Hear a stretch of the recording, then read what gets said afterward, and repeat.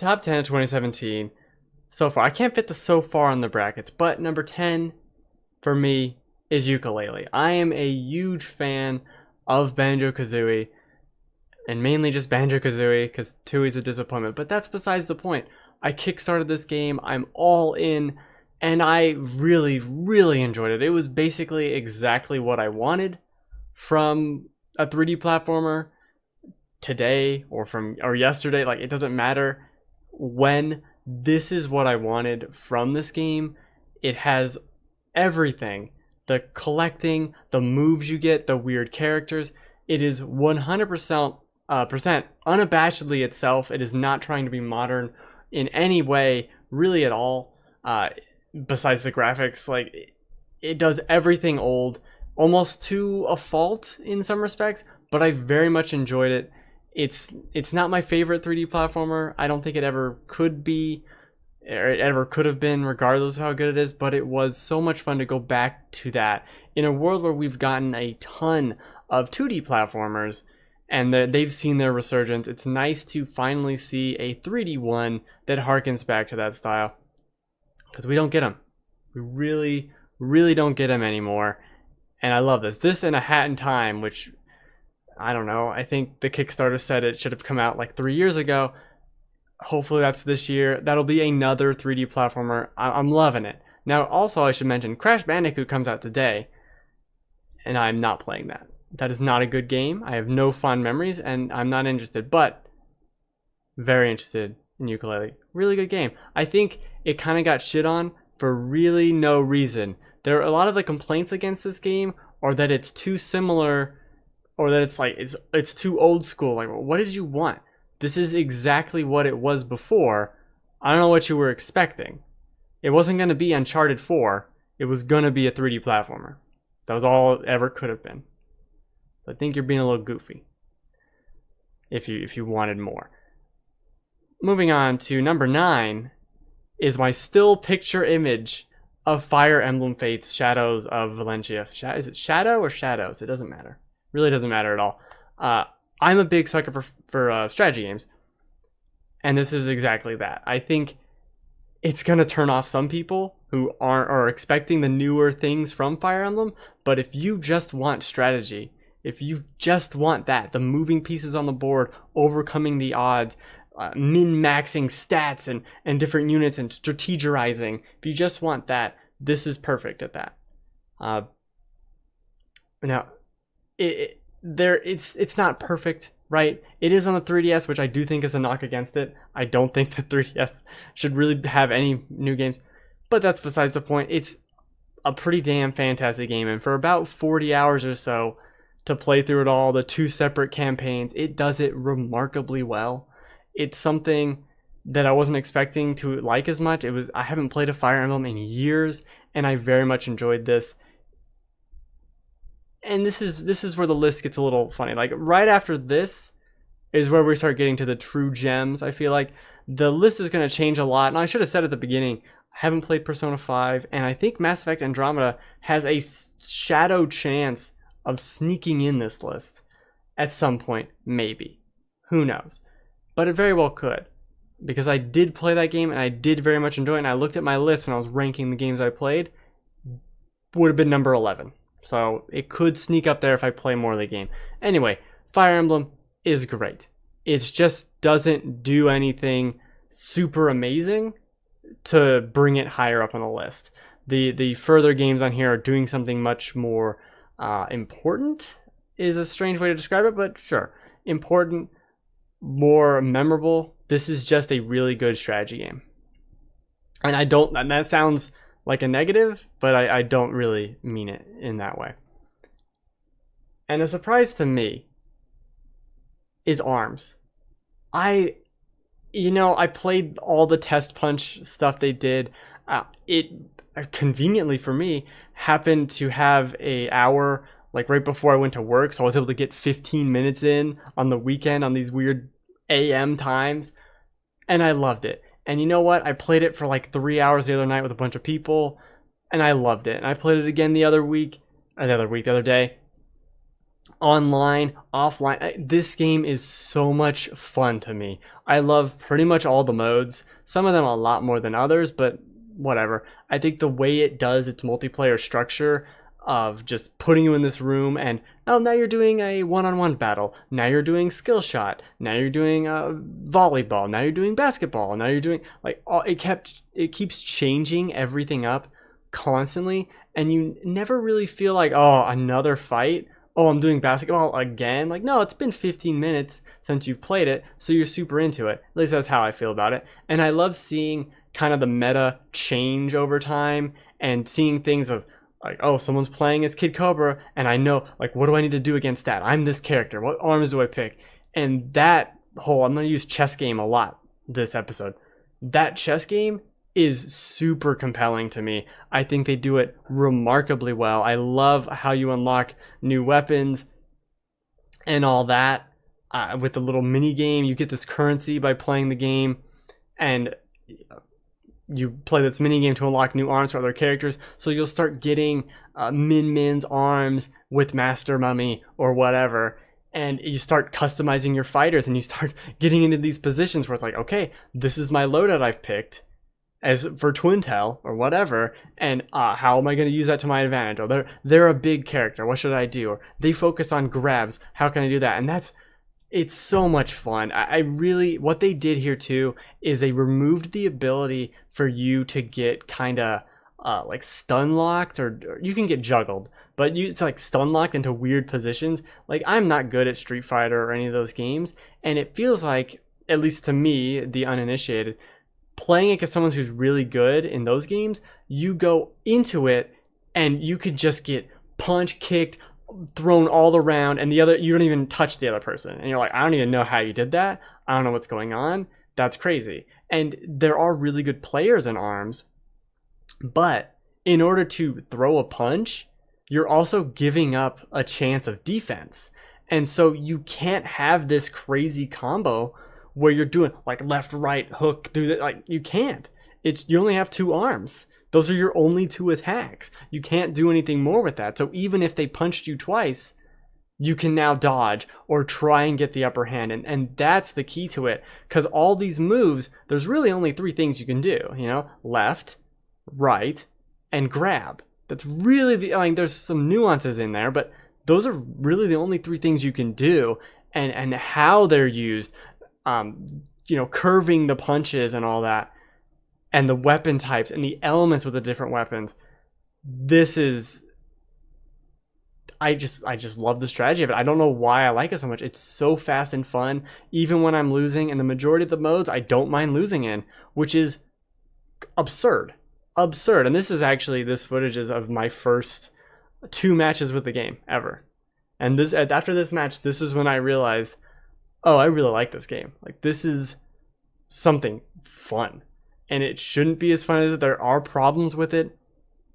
The single player is largely forgettable and doesn't have a lot to it. I said this in my review of ARMS, or pre-review, whatever I called it.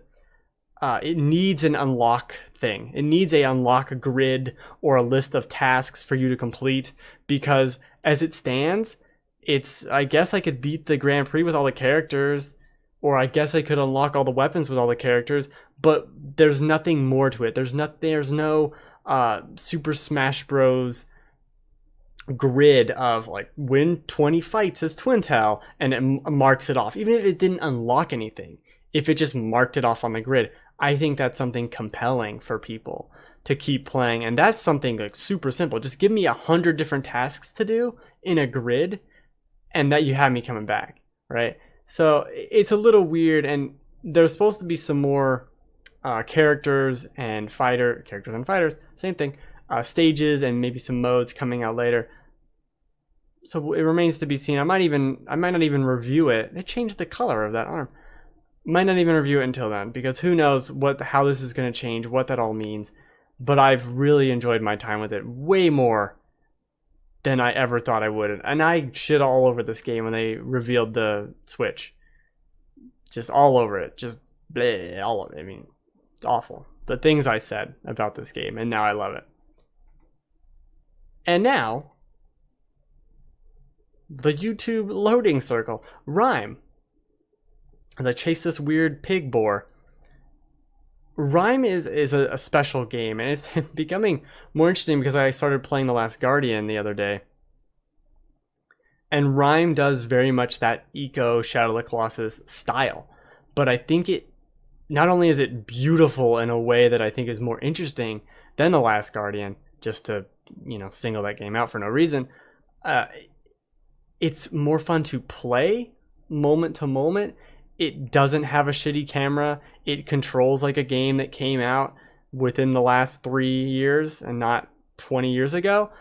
So it has that going for it, and it tells a very similar style, maybe not story, but it's very similar in the way it does things. The whole time is a very eco experience. I don't know why the bitrate went to shit. Who knows? But I loved it. I loved playing this. There's like a reveal at the end that some reviews have criticized, that they're like, oh, that's stupid, or whatever they said. It doesn't matter. I really enjoyed the ending. I think it did wrap it all together nicely. It's one of those games where I wanted to find all the collectibles. I didn't. It was one of those things where you're wandering in this world, and I constantly, when I play games, I want to go the direction the game doesn't want me to go in because I want to see everything, right? I want to go around each corner and kind of learn for myself, or whatever you want to call it, what's exactly happening. And when I missed sections of Rime, when I went around the wrong way or the right way, depending on how you look at this, I was disappointed, because it meant I wasn't going to see some beautiful landscape, some little visual clue of this, to what this world meant. And I do think the ending was very impactful in an interesting enough way. It's not going to blow your mind. It's not Bruce Willis was dead at the end of Sixth Sense. Like, it's not that level, but it is really good, and it ties it all together and grounds it. And yet it has all this magic to it. That's the whole game is this magic. Such a fantastic game. I really, really enjoyed it way more than I thought I would. Especially after I learned that it was like Ico, but it doesn't have the annoyance of Ico. It knows you only want to play this game for like 6-7 hours, and that's what it is. And each new environment you go into is so different and beautiful and just filled with just life or detail or something in it for you. It feels like a weird painting. It's a very artsy game in that respect, not just in terms of visuals, like the feel of it. That's why it has a lot of comparisons to Ico or to Journey, and I think it's better than both of those. Particularly Journey. I like Journey enough, but this is more interesting to me. I think in actually this gameplay, I mentioned that it's as though Journey or Ico had a game. Like, this is an actual game. There's gameplay, there's collectibles, there's stuff going on that you expect in a traditional game. And that's what's missing in Ico or in Journey, is it doesn't acknowledge that it's a game. Not that this needs to acknowledge that it's a game. What is going on over here? Oh. But it has that. It has a different feel in that respect. And I think that worked for me. I'm trying to see what's going on with this bitrate shenanigans. Reveal the next game. There you go. Something's happening. Well, I'll just continue. Number 6, Nier Automata or Automata or Automata. Who knows? Who knows how you pronounce this? The world may never know. But Nier is one of those games on PS3 that I love to death. Played it, beat it, loved it. It is a very special experience. So of course I was into Nier Automata, and very shocked when it was revealed to be happening. Like, there's no reason for this game to be happening, and I love that it's happening. on this list, it's also a very interesting pick for me because I think it's one of Platinum's weaker fighting systems.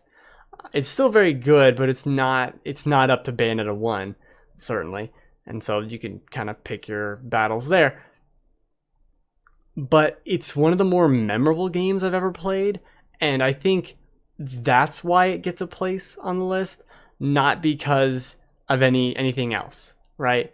It is just so unique and fun in what it does as a game in ways that games don't really do. There's kind of it's not a misnomer, but it's almost a red herring that you have to beat the game 3 times.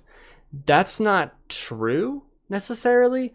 The second playthrough is like a playthrough from another perspective of the same thing you just did. But the third playthrough, if you want to call it that, takes place after that. It is an entirely new thing. But it's just easier to call it a third playthrough. And it's easier to just kind of, describe it like that. I guess I wouldn't even consider that spoilery because this game's weird as shit. And you need to beat the game 3 times, in air quotes, or once is how I would call it, to fully understand it and to fully see what the game is. Because there are moments, there are reveals, there are secrets, there are bosses. There's so many things in this game that I will not forget. In the same way as I always cite the first Nier, there is a text adventure dungeon in that game that is just out of the blue, and it's fantastic. And the further you get into this game, the more plot relating to the first game starts showing up, and it is glorious. There are moments there, if you're a real Nier fan, that just like you can get chills. It is so good what they did to tie it all back together, but still keep it where you don't have to have played the first one. You really don't have to. But there is stuff there for you. But beyond that, it's a joy to play, and it has these moments that I will not forget, that I will constantly be looking back at years and years from now, at these moments of like, oh, I remember in Nier Automata when we will become as gods, like that scene, or having anything that happens in the forest or the carnival level, like these places. I don't think gameplay wise this game is as good as a lot of the games I'm going to highlight in this list, but it is so memorable and it is so unique and it is so much a game that can only be a game. This can't be a movie. This can't be a book. It has elements of both, but it can only be a game, and that is why it is so special. It's one of those things where you can customize your little AI chip and chipset, right? And one of the chips is your I forget what it is, your OS, right? And it tells you like, hey, don't remove this. That's bad, right? Because you're a robot. Oh, don't remove your OS. That's bad. Okay, sure, fine. But you can.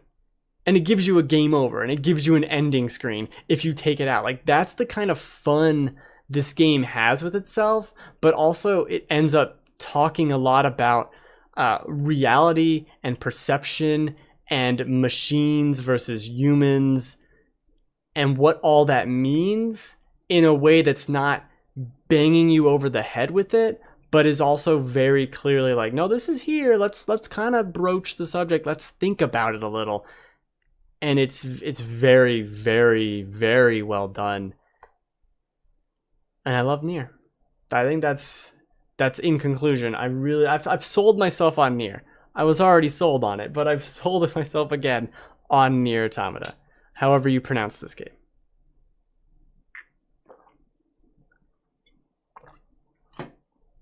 But let's move into the top 5, because that's where things, I think, get really interesting. Somehow I know how a mouse works.